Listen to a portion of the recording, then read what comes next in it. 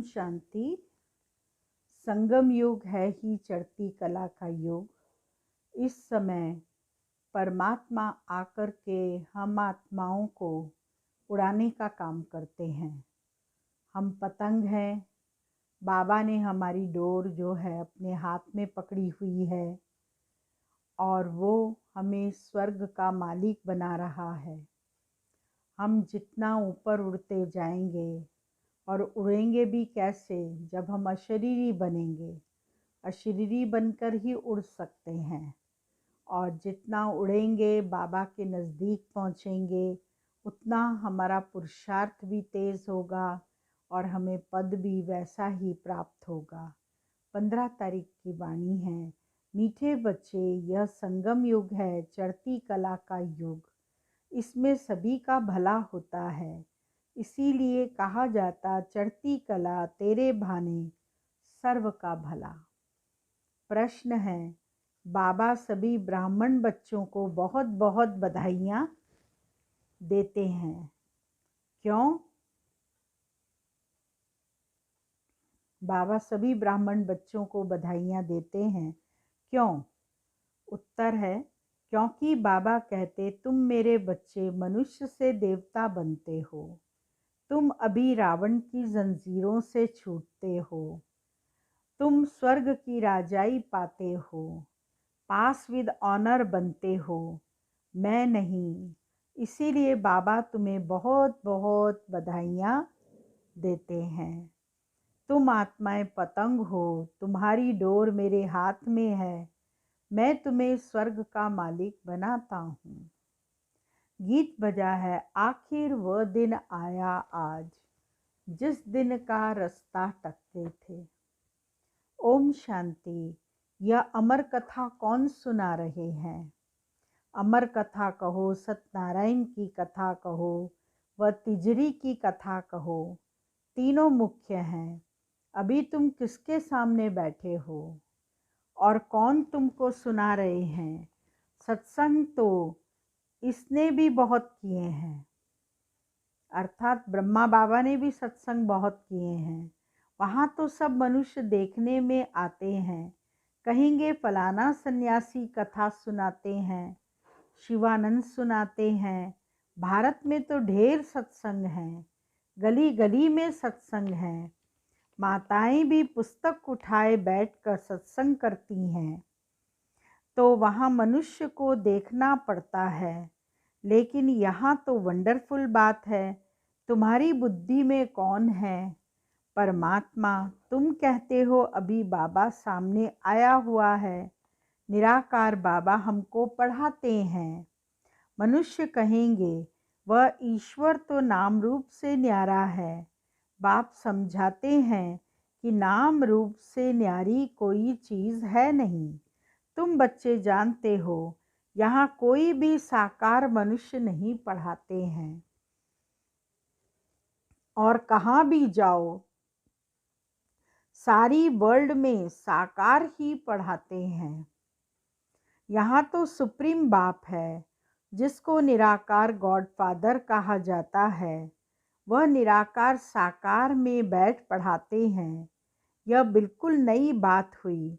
जन्म बाई जन्म तुम सुनते आए हो, यह फलाना पंडित है, गुरु है, ढेर के ढेर नाम हैं।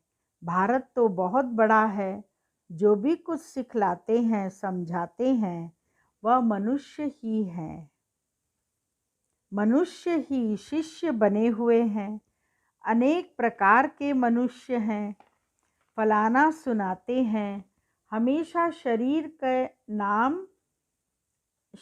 का नाम लिया जाता है। भक्ति मार्ग में निराकार को बुलाते हैं कि हे पतित पावन आओ। वही आकर बच्चों को समझाते हैं। तुम बच्चे जानते हो कि कल्प कल्प सारी दुनिया जो पतित बन जाती है, उनको पावन करने वाला एक ही निराकार बाप है। तुम यहाँ जो बैठे हो, तुम्हारे में भी कोई कच्चे हैं, कोई पक्के हैं, क्योंकि आधा कल्प तुम देह अभिमानी बने हो। अब देही अभिमानी इस जन्म में बनना है। तुम्हारी देह में रहने वाली जो आत्मा है उनको परमात्मा बैठ समझाते हैं। आत्मा ही संस्कार ले जाती है। आत्मा कहती है ऑर्गन्स द्वारा कि मैं फलाना हूँ, परंतु आत्म अभिमानी तो कोई है नहीं। बाप समझाते हैं जो इस भारत में सूर्यवंशी चंद्रवंशी थे वही इस समय आकर ब्राह्मण बनेंगे, फिर देवता बनेंगे। मनुष्य देह अभिमानी रहने के आदती हैं, देही अभिमानी रहना भूल जाते हैं। इसीलिए बाप घड़ी घड़ी कहते हैं देही अभिमानी बनो। देही अभिमानी बनना भूल जाते हैं तो बाबा बार बार हमको याद दिला रहा है, बच्चे आत्मा समझो, आत्मा समझो, आत्मा समझो। आत्मा ही भिन्न भिन्न चोला लेकर पाठ बजाती है, यह है उनके ऑर्गन्स। अब बाप बच्चों को कहते हैं मनमना भव। बाकी सिर्फ गीता पढ़ने से कोई राज्य भाग थोड़े ही मिलता है। तुमको इस समय त्रिकालदर्शी बनाया जाता है।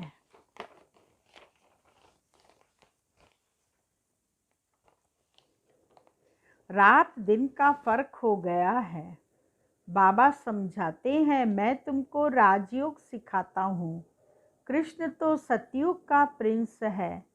जो सूर्यवंशी देवताएं थे उनमें कोई ज्ञान नहीं, ज्ञान तो प्राय लोप हो जाएगा। ज्ञान है ही सद्गति के लिए। सतयुग में दुर्गति में कोई होता ही नहीं, वह है ही सतयुग। अभी है कलयुग। भारत में पहले सूर्यवंशी 8 जन्म, फिर चंद्रवंशी 12 जन्म। यह एक जन्म अभी तुम्हारा सबसे अच्छा जन्म है। तुम हो प्रजापिता ब्रह्मा मुख वंशावली। यह है सर्वोत्तम धर्म। देवता धर्म सर्वोत्तम धर्म नहीं कहेंगे। ब्राह्मण धर्म सबसे उच्च है। देवताएं तो प्रारब्ध भोगते हैं। आजकल बहुत सोशल वर्कर हैं। तुम्हारी है रूहानी सर्विस, वह है जिस्मानी सेवा करना। रूहानी सर्विस एक ही बार होती है। आगे यह सोशल वर्कर आदि नहीं थे। राजा रानी राज्य करते थे। सतयुग में देवी देवता थे, तुम ही पूज्य थे, फिर पुजारी बने। लक्ष्मी नारायण द्वापर में जब वाम मार्ग में जाते हैं तो मंदिर बनाते हैं। पहले पहले शिव का बनाते हैं। वह है सर्व का सद्गति दाता, तो उनकी ज़रूर पूजा होनी चाहिए। शिव बाबा ने ही आत्माओं को निराकारी बनाया था ना। फिर होती है देवताओं की पूजा। तुम ही पूज्य थे, फिर पुजारी बने। बाबा ने समझाया है चक्र को याद करते रहो। सीढ़ी उतरते उतरते एकदम पट पर आकर पड़े हो। अब तुम्हारी चढ़ती कला है।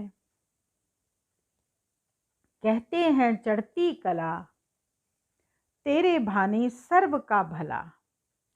सारी दुनिया के मनुष्य मात्र की अब चढ़ती कला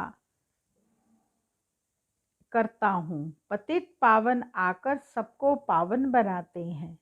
जब सतयुग था तो चढ़ती कला थी और बाकी सब आत्माएं मुक्ति धाम में थी। बाप बैठ समझाते हैं मीठे मीठे बच्चों, मेरा जन्म भारत में ही होता है। शिव बाबा आया था, गाया हुआ है, अब फिर आया हुआ है। इसको कहा जाता है राजस्व अश्वमेघ अविनाशी रुद्र ज्ञान यज्ञ। स्वराज्य पाने के लिए यज्ञ रचा हुआ है। विघ्न भी पड़े थे, अब भी पड़ रहे हैं। माताओं पर अत्याचार होते हैं। कहते हैं बाबा हमको यह नग्न करते हैं, छोड़ते नहीं हैं। बाबा हमारी रक्षा करो। दिखाते हैं द्रौपदी की रक्षा हुई। अभी तुम 21 जन्मों के लिए बेहद के बाप से वर्षा लेने आए हो। याद की यात्रा में रहकर अपने को पवित्र बनाते हो, फिर विकार में गए तो खलास, एकदम गिर पड़ेंगे। इसीलिए बाबा कहते हैं पवित्र जरूर बनना है। जो कल्प पहले बने थे वही पवित्रता की प्रतिज्ञा करेंगे। फिर कोई पवित्र रह सकते हैं, कोई नहीं रह सकते हैं। मुख्य बात है याद की, याद करेंगे, पवित्र रहेंगे और सुदर्शन चक्र फिराते रहेंगे तो फिर उच्च पद पाएंगे। उच्च पद पाने के लिए 3 प्रकार का पुरुषार्थ करना है। क्या 3 प्रकार? एक, याद करना है बाबा को, दूसरा पवित्र बनना है और तीसरा सुदर्शन चक्र बुद्धि में घुमाना है। ये 3 बातें करेंगे तो उच्च पद पाएंगे। विष्णु के 2 रूप राज्य करते हैं ना, परंतु विष्णु को जो शंख चक्र दे दिया है वह देवताओं को नहीं था, लक्ष्मी नारायण को भी नहीं था। विष्णु तो सूक्ष्म वतन में रहते हैं, उनको चक्र के नॉलेज की दरकार नहीं। वहाँ मूवी चलती है। अभी तुम जानते हो कि हम शांति धाम के रहने वाले हैं, वह है निराकारी दुनिया। अब आत्मा क्या चीज़ है वह भी मनुष्य मात्र नहीं जानते। कह देते आत्मा सो परमात्मा। आत्मा के लिए कहते हैं एक चमकता हुआ सितारा है जो भ्रिकुटी के बीच में रहता है। इन आँखों से देख न सके, भल कोई कितना भी कोशिश करे, शीशे आदि में बंद करके रखे कि देखे कि आत्मा निकलती कैसे है। कोशिश करते हैं परंतु किसको भी पता नहीं पड़ता आत्मा क्या चीज़ है, कैसे निकलती है। बाकी इतना कहते हैं आत्मा स्टार मिसल,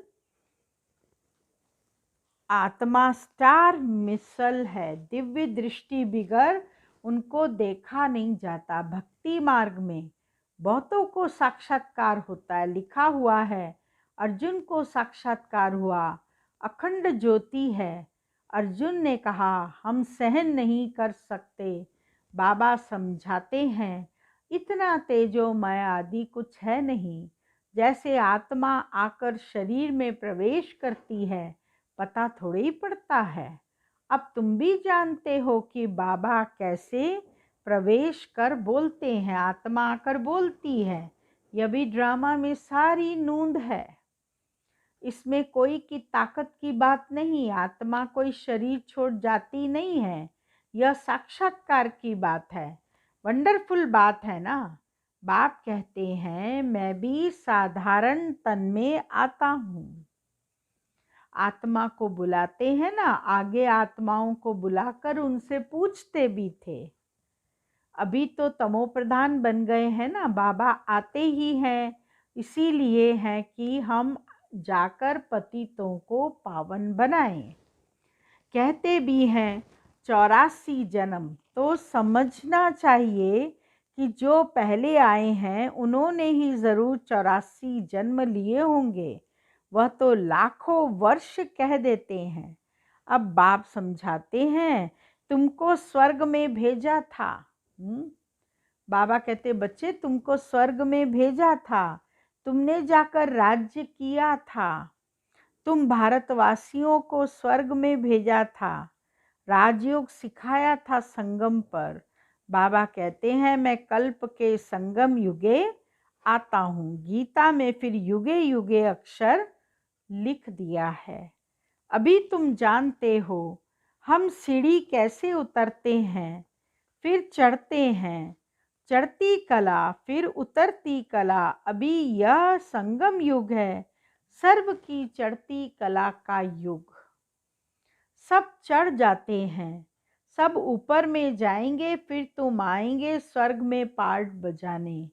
सतयुग में दूसरा कोई धर्म नहीं था, उनको कहा जाता है वाइसलेस वर्ल्ड। फिर देवी देवताएं वान मार्ग में जाकर सब विशेष होने लगते हैं।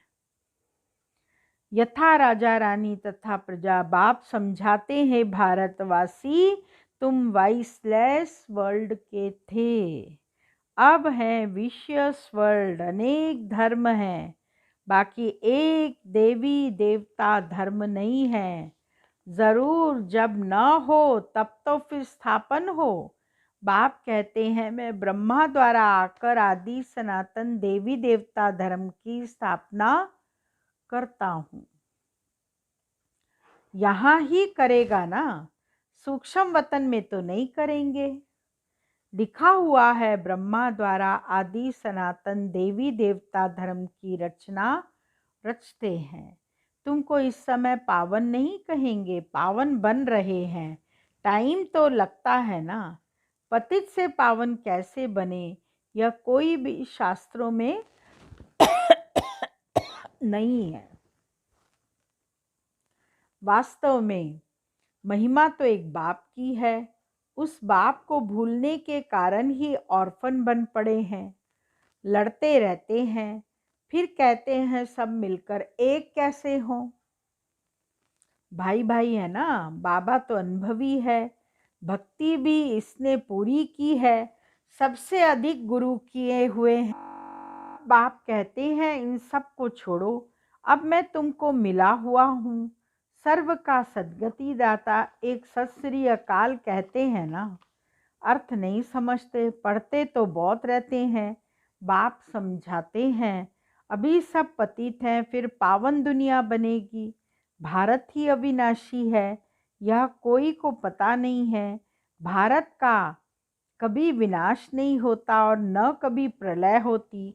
यह जो दिखाते हैं, सागर में पीपल के पत्ते पर श्री कृष्ण आए। अब पीपल के पत्ते पर तो बच्चा आ ना सके। बाप समझाते हैं, तुम गर्भ से जन्म लेंगे, बड़े आराम से। वहाँ गर्भ महल कहा जाता है, यहाँ है गर्भ जेल। सतयुग में है गर्भ महल। आत्मा को पहले से ही साक्षात्कार होता है, यह तन छोड़ दूसरा लेना है। वहाँ आत्म अभिमानी रहते हैं।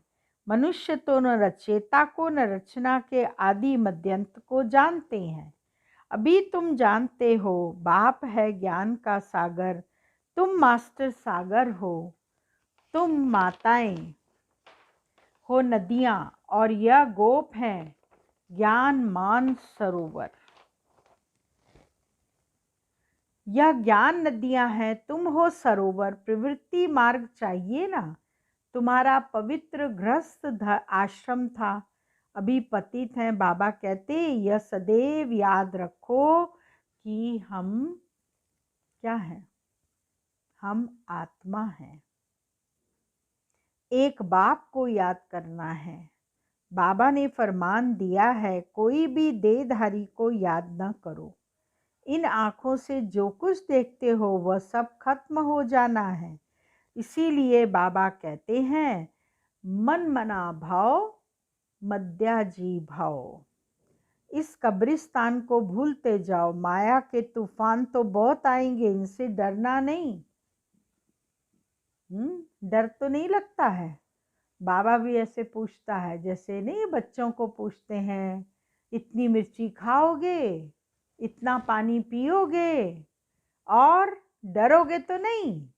और हाथ ऐसे झटका और आंखें झपकी उसने तो फट से उसको कहेंगे, देखो डर गया। ऐसे ही बाबा भी हम बच्चों से पूछ रहे हैं कि बहुत तूफान आएंगे, परंतु कर्म इंद्रियों से कर्म नहीं करना है। तूफान आते हैं तब जब तुम बाप को भूल जाते हो। यह याद की यात्रा एक ही बार होती है, वह है मृत्यु लोक की यात्राएं। अमर लोक की यात्रा यह है। तो अब बाप कहते हैं, कोई भी देहधारी को याद न करो। बच्चे शिव जयंती की कितनी तारें भेजते हैं? बाप कहते हैं तत्वम, तुम बच्चों को भी बाप बधाइयाँ देते हैं। वास्तव में तुमको बधाइयाँ हो, क्योंकि मनुष्य से देवता तुम बनते हो। फिर जो पास विद ऑनर होगा उनको जास्ती मार्क्स और अच्छा नंबर मिलेगा। बाप तुमको बधाइयाँ देते हैं कि अब तुम रावण की जंजीरों से छूटते हो। सभी आत्माएं पतंग हैं, सबकी रस्सी बाप के हाथ में है। हम सब पतंग हैं, ऊपर से ऊपर उड़ने वाली, और हमारी रस्सी बाबा के हाथ में है। वो सब को उड़ा के ले जाएंगे। सर्व के सद्गति दाता हैं। परंतु तुम स्वर्ग की राजाई पाने के लिए पुरुषार्थ कर रहे हो। अच्छा, मीठे मीठे सिकिलदे बच्चों प्रति माता पिता बाप दादा का याद प्यार, गुड मॉर्निंग, नमस्ते। और रूहानी बच्चों की रूहानी बाबा को याद प्यार, गुड मॉर्निंग, नमस्ते।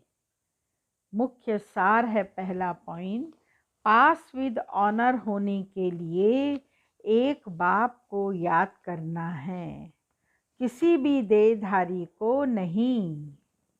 इन आँखों से जो दिखाई देता है उसे देखते भी नहीं देखना है। दूसरा पॉइंट, हम अमर लोक की यात्रा पर जा रहे हैं, इसलिए मृत्यु लोक का कुछ भी याद न रहे। इन कर्म इंद्रियों से कोई भी विकर्म न हो, यह ध्यान रखना है। वरदान है, अतीन्द्रिय सुखमय स्थिति द्वारा अनेक आत्माओं का आवाहन करने वाले विश्व कल्याणकारी भव। जितना लास्ट कर्मातीत स्टेज समीप आती जाएगी, उतना आवाज से परे शांत स्वरूप की स्थिति अधिक प्रिय लगेगी।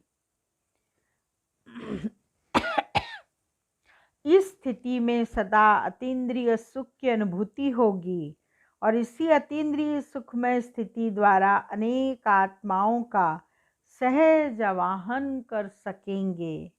यह पावरफुल स्थिति ही विश्व कल्याणकारी स्थिति है। इस स्थिति द्वारा कितनी भी दूर रहने वाली आत्मा को संदेश पहुंचा सकती है। स्लोगन, हरे की विशेषता को स्मृति में रख, फेथफुल बनो तो संगठन एक मत हो जाएगा। ओम शांति।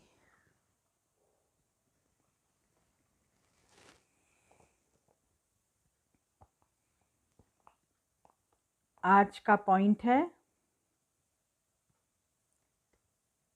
ब्राह्मण संगठन का आधार आत्मिक प्यार है। चलते फिरते आत्मिक प्यार की वृत्ति बोल, संबंध, संपर्क अर्थात कर्म हो। ब्राह्मण जीवन की नेचर मास्टर प्रेम का सागर है। इसी नेचर को धारण करो। ओम शांति।